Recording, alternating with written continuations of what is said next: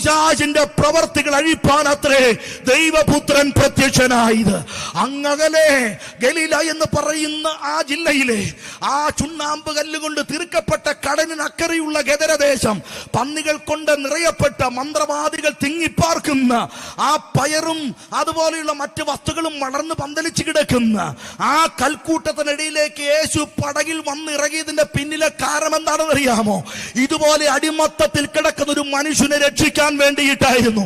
കുടുംബം തള്ളിക്കളഞ്ഞവൻ, സമൂഹം തള്ളിക്കളഞ്ഞവൻ, നാട്ടുകാരും വീട്ടുകാരും തള്ളിക്കളഞ്ഞവൻ, തുണിയുടുക്കാത്തവൻ, അലറിക്കരയുന്നവൻ, തമ്മിലുള്ള ബന്ധങ്ങളെ സൂക്ഷിക്കാത്തവൻ, സ്വയം അവതരിപ്പിക്കുന്നവൻ, അലർച്ചകളും അട്ടഹാസങ്ങളുമായി നടക്കുന്നവൻ, അവനെ പിടിച്ചു കെട്ടാൻ റോമൻ പട്ടാളക്കാർക്ക് പോലും താല്പര്യമില്ലാതിരുന്നപ്പോൾ അവനെ സുബോധത്തിലേക്ക് നയിച്ച് വിമോചനം കൊടുത്തവൻ യേശു ക്രിസ്തു. ഞാനിത് പറയുമ്പോൾ ആരോഗ്യമുണ്ടായിട്ടൊന്നുമല്ല ഇതിവിടെ ഇങ്ങനെ പറയുന്നത് കേട്ടോ. ദൈവത്തിന് സ്തോത്രം. ഞാനിതിവിടെ പ്രസംഗിക്കുന്നു കാരണം അങ്ങനെ ഒരുത്തനായിരുന്നു ഞാൻ, അങ്ങനെയുള്ളവനായിരുന്നു ഞാൻ. ഇന്ന് ഞാൻ ഇങ്ങനെ ആയിത്തീർന്നത് യേശു എന്നെ രക്ഷിച്ചതിനാൽ.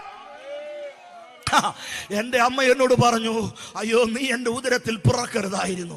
എന്താ കാരണം? അമ്മയുടെ സീമന്തപുത്രനായ പ്രതീക്ഷയും ആശയും ആശ്രയവും ആഗ്രഹവും ഒക്കെയായി ജനിച്ചു വീണ ഞാൻ കൗമാരി യൗവന കാലഘട്ടത്തിൽ തന്നെ വഴിതെറ്റി അബദ്ധസഞ്ചാരം ചെയ്തു.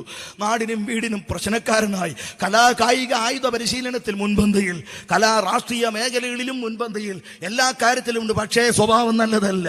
ജീവിത ലക്ഷ്യം നഷ്ടപ്പെട്ട് പ്രാകൃതനായി തീർന്ന ഞാൻ ഇന്ന് വെള്ളവസ്ത്രധാരി ആധികാരികതയോടെ ഈ ബൈബിൾ ഇവിടെ പ്രഭാഷണം നടത്താൻ കാരണം എന്റെ അമ്മാച്ചന്മാർ പഠിപ്പിച്ച ആയുധ പരിശീലനമല്ല, എന്നെ പഠിപ്പിച്ച ഗുരുക്കന്മാരുടെ അക്ഷരക്കൂട്ടങ്ങളല്ല, എന്റെ കായിക മികവുകളല്ല, ഞാൻ ജനിച്ചു വീണ പാരമ്പര്യമല്ല. യേശുവെന്നെ സ്നേഹിച്ചതിനാൽ, യേശുവെന്നെ രക്ഷിച്ചതിനാൽ, യേശുവെന്നെ സ്നേഹിച്ചത് രക്ഷിച്ചതിനാൽ, അങ്ങനെ അനുഭവമുള്ളവർ മാത്രം ഒന്ന് കരമുയർത്തി പിടിച്ച് കർത്താവിന് ഹല്ലേലൂയ പറ. അല്ല, നിന്റെ പാരമ്പര്യമാണ് നിന്നെ ഇങ്ങനെയാക്കിയത്, നിന്റെ ശ്രേഷ്ഠതയാണ്, നിന്റെ നിഷ്കളങ്കതയാണ് ഇങ്ങനെ ആക്കിയതെന്ന് പറയുന്നവരാരും മിണ്ടണ്ട. പക്ഷേ യോഗ്യനല്ലാതിരുന്ന എന്നെ യോഗ്യനാക്കി. ആമേൻ. വസ്ത്രം നഷ്ടപ്പെട്ട എന്നെ അവൻ വസ്ത്രം ഉടുപ്പിച്ചു.